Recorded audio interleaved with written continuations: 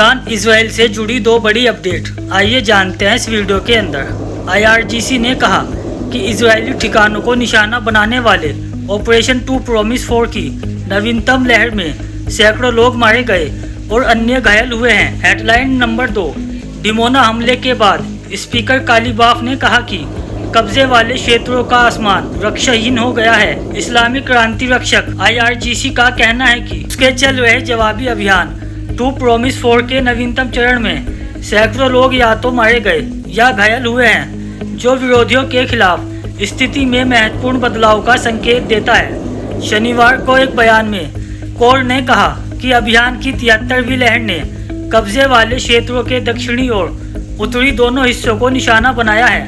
बयान में कहा गया कि ये हमले इस्लामी गणराज्य के वायु रक्षा क्षेत्र के शहीदों की बहादुरी को श्रद्धांजलि देने के लिए किए गए थे, जिसमें IRGC के एयर स्पेस फोर्स द्वारा संचालित मिसाइल और ड्रोन प्रणालियों का इस्तेमाल किया गया था। IRGC के अनुसार इजरायली वायु रक्षा प्रणालियों के ध्वस्त होने के बाद अराद, दिमोना, इलात, बीरशेवा और किर्यात गत में सैन्य प्रतिष्ठानों और सुरक्षा केंद्रों पर हमले किए गए।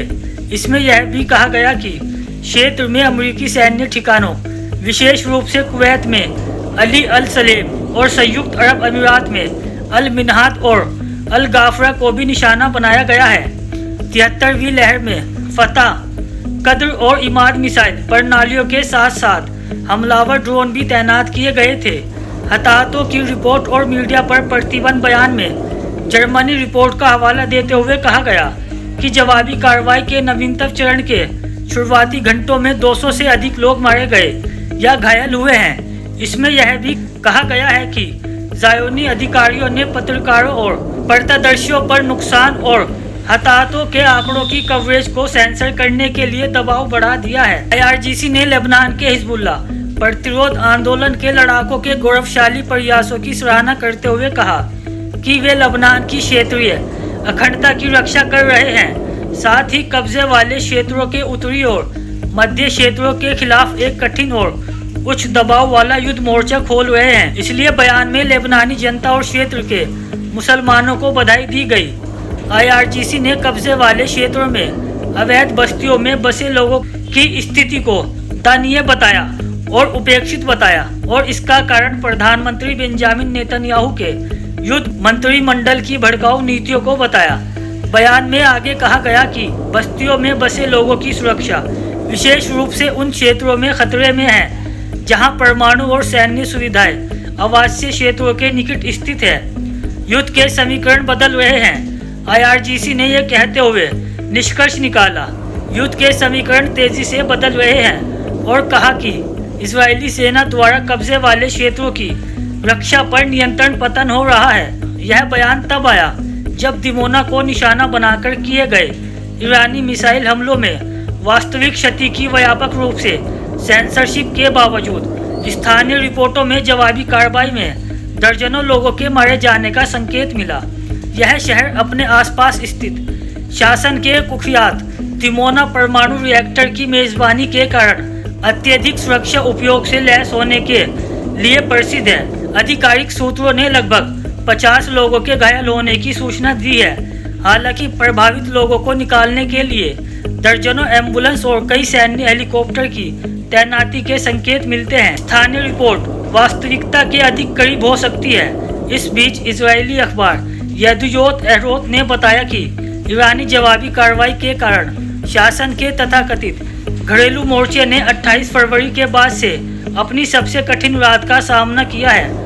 उस दिन इस्लामी गणराज्य के सशस्त्र बलों ने तेल अवीव और वाशिंगटन द्वारा ईरानी धरती को निशाना बनाकर किए गए हालिया आक्रमण के जवाब में लगातार और निर्णायक जवाबी हमले शुरू किए हैं। ईरान के शीर्ष सांसद का कहना है कि ईरानी मिसाइल हमलों के बाद मध्य अधिकृत क्षेत्र को दिमोना शहर में हुए भारी नुकसान की रिपोर्टें ईरानी जवाबी कार्रवाई के सामने इजरायली रक्षा प्रणालियों की कमजोरी की ओर इशारा करती है। ईरानी संसद के अध्यक्ष मोहम्मद बाकर कालीबाफ ने शनिवार को एक रिपोर्ट में लिखा, अगर इजरायली शासन दिमोना के अत्यधिक सुरक्षित क्षेत्र में मिसाइलों को रोकने में असमर्थ है तो परिचालन की दृष्टि से यह युद्ध के एक नए चरण में प्रवेश करने का संकेत है। उन्होंने इस चरण की प्रमुख विशेषताएं अधिकृत क्षेत्रों के आसमान का रक्षाहीन हो जाना बताया। अधिकारी ने निष्कर्ष निकालते हुए कहा, परिणाम स्वरूप ऐसा लगता है कि अगली पूर्व निर्धारित योजनाओं को लागू करने का समय आ गया है।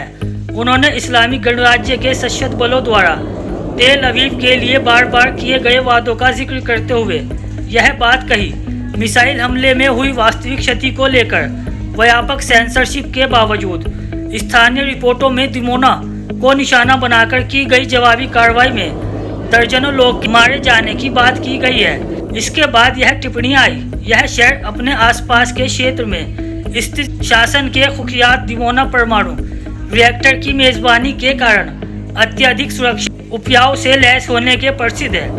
अधिकारी सूत्रों के अनुसार 50 लोग घायल हुए हैं। हालांकि प्रभावित लोगों को निकालने के लिए दर्जनों एम्बुलेंस और कई सैन्य हेलीकॉप्टरों की तैनाती से संकेत मिलता है कि स्थानीय लोगों द्वारा बताई गई जानकारी शायद वास्तविक के अधिक करीब है। हालांकि शासन की पुलिस ने घटनास्थल की किसी भी प्रकार की फिल्मिंग पर सख्ती से रोक लगा दी। दिमोना के कुछ निवासियों ने एम्बुलेंस के पास कई शवों से भरे थैले देखे जाने की सूचना दी है। इजरायली मीडिया ने इसे सबसे कठिन वाद बताया। इस्लामी गणराज्य के सशस्त्र बलों ने तेल अवीव और वाशिंगटन द्वारा ईरानी धरती को निशाना बनाकर किए गए हालिया आक्रमण के जवाब में लगातार और निर्णायक जवाबी हमले शुरू किए हैं। इजरायली अखबार ने दिमोना के पास शहर अराद में बड़ी संख्या में हताहतों का हवाला दिया। इजरायली सेना ने आधिकारिक तौर पर पुष्टि की है कि जवाबी कार्रवाई लगभग आधा टन विस्फोटक से लैस बैलिस्टिक मिसाइल से की गई थी। ईरान की जवाबी कार्रवाई, जिसका code name operation true promise 4 था, पिछले महीने के अंत में गैरकानूनी आक्रमण शुरू होने के तुरंत बाद शुरू की गई थी।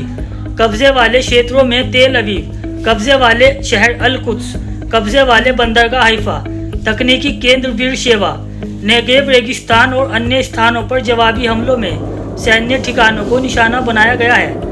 कतर, बहरीन अरब अमीरात, कुवैत, सऊदी अरब और जॉर्डन सहित पूरे क्षेत्र में अमेरिकी सैन्य ठिकानों को भी लगातार जवाबी हमलों का सामना करना पड़ा है। तो अभी की वीडियो में इतना ही।